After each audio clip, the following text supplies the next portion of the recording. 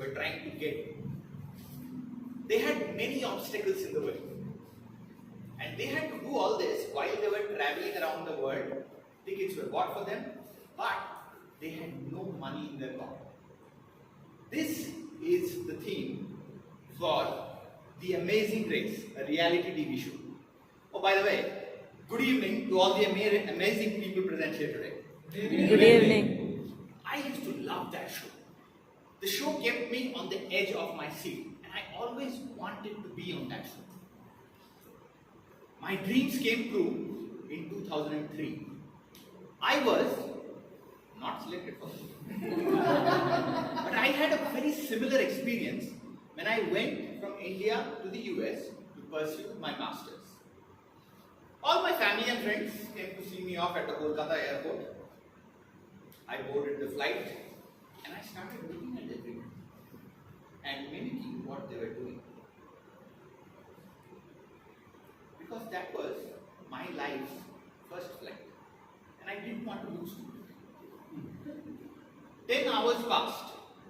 We reached Heathrow in London. I was very happy. I got out and I realized that I had missed my connecting flight because we landed late. I had no money in my pocket. I didn't know what to do. I was getting a little nervous when I saw everybody going to the British Airways counter. So I followed suit. The lady gave me a ticket. She said, you are booked on the next flight, but it is from a different airport called Gatwick. So you will have to walk out, get a transit visa, get on the bus, get here. I took a form, filled it up.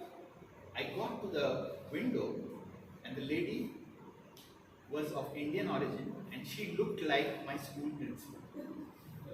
As soon as I gave her the form, she was like, why did you not take the visa before?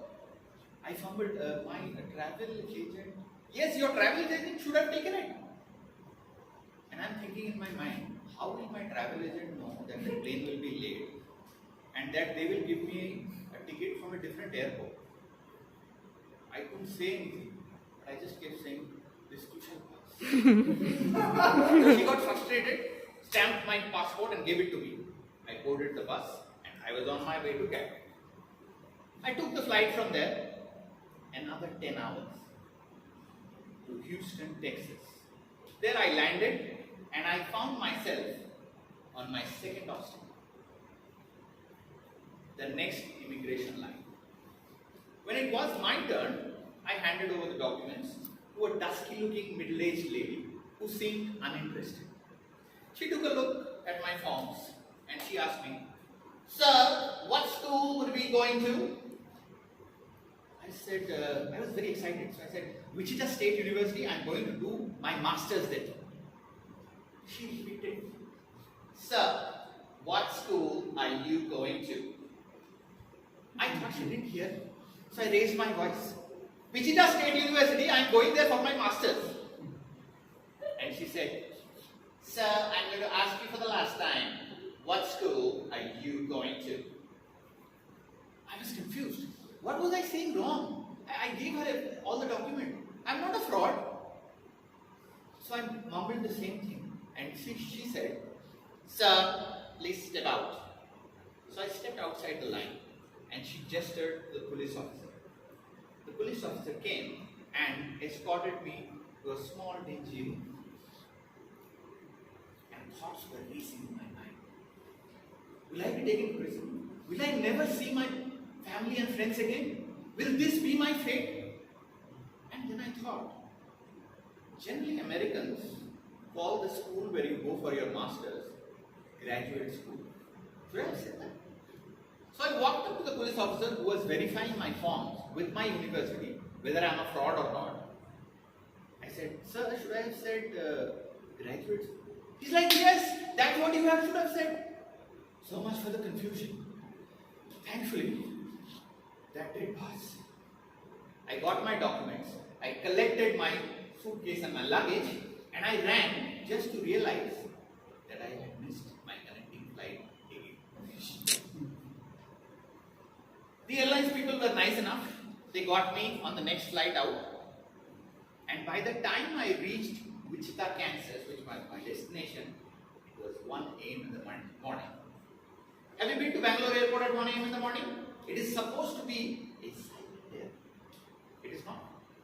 But Wichita, Kansas was a silent there. There was no sound. I could only hear the cleaning machines, some people walking around here and there, the neon lights in the counters, but hardly any people. So I made my way towards the lobby, where there were people supposed to come pick me up, but there was nobody. So I had to make a phone call to the Indian Student Association. So I walked to a booth. The light was on in that booth only. As I walked there, a white guy came out and he said, "You must be Mike Weber." In my mind, I am going, "Are you blind? Do I look that white?" But I said, "Sir, can I please use your phone? I do not have money to pay." He's like, "Be my guest." So I called those guys. They came and rescued me. And I was finally at my destination. I did not win $1 million. But what I realized is, whether it's your journey in life or you're traveling to a destination, there will be hiccups. You will find things that don't go according to plan. At that moment in time, you need to take a step back, relax, take a breath and say, "This too shall pass." What would you say? This shall pass.